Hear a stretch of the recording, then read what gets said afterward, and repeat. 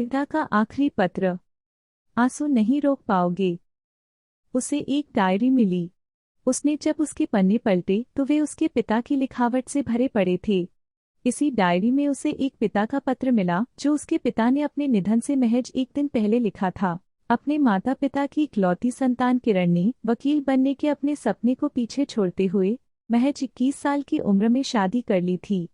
उसने अपने पति महेश के साथ एक खुशहाल जीवन के सपने संजोए थे, लेकिन दुर्भाग्य से उसका यह रिश्ता किसी बुरे सपने से कम नहीं था।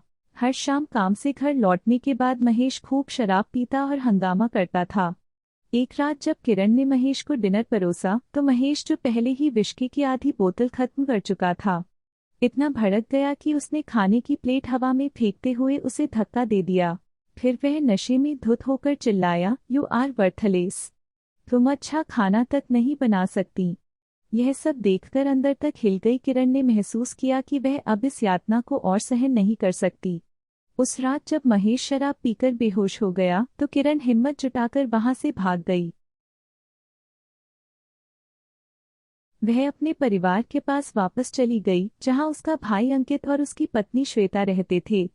हालांकि किरण ने उन्हें अपनी वापसी के बारे में सूचित कर दिया था, लेकिन वे उसे देखकर बहुत खुश नहीं थे।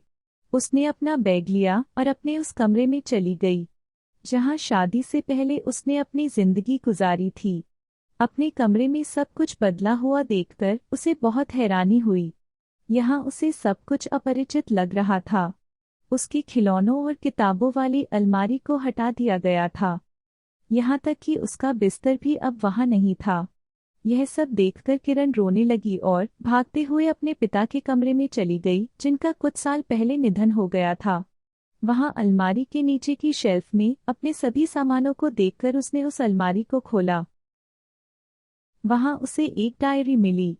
उसने जब उसके पन्ने पलटे तो वे उसके पिता की लिखावट से भरे पड़े थे। इसी डायरी में उसे एक पिता का पत्र मिला जो उसके पिता ने अपने निधन से महज एक दिन पहले लिखा था। फिर उसने पिता का पत्र पढ़ा, जिसमें लिखा था, "प्रिय किरण, मुझे उम्मीद है कि तुम ठीक हो। पिछली बार जब मैंने तुम्हें देखा था तो मुझे लगा था कि तुम खुश नहीं हो। हालांकि तुमने अपनी झूठी मुस्कान के साथ अपने दुख को छिपाने की कोशिश की थी, लेकिन मुझे तुम्हारा दर्द साफ दिखाई दे रहा था। मैंने तुम्हें कुछ नहीं कहा, लेकिन इस बात से खुद को तसल्ली दी कि मेरी छोटी सी बच्ची अब बड़ी हो गई है और बहुत मजबूत है।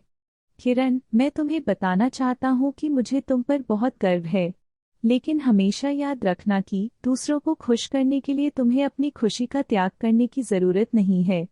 मुझे जीवन में बस इस बात का अफसोस है कि तुमने अपने वकील बनने के सपने को पूरा नहीं किया। अभी भी देर नहीं हुई है मेरी बच्ची। मुझे तुम पर पूरा भरोसा है कि तुम अभी भी इसे पूरा कर सकती हो। मैं उम्मीद करता हूँ कि जल्द ही तुमसे फिर मुलाकात होगी।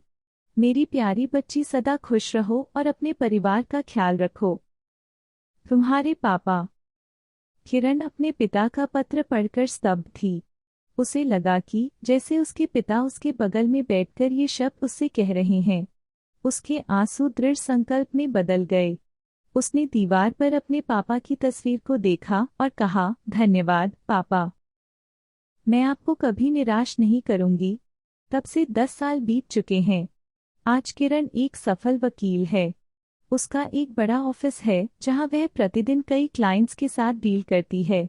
हर सुबह काम शुरू करने से पहले वह डायरी निकालकर पिता का पत्र पढ़ती है, जिसने उसकी जिंदगी बदल दी।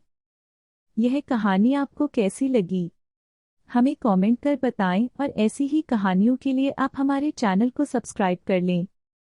धन्यवाद।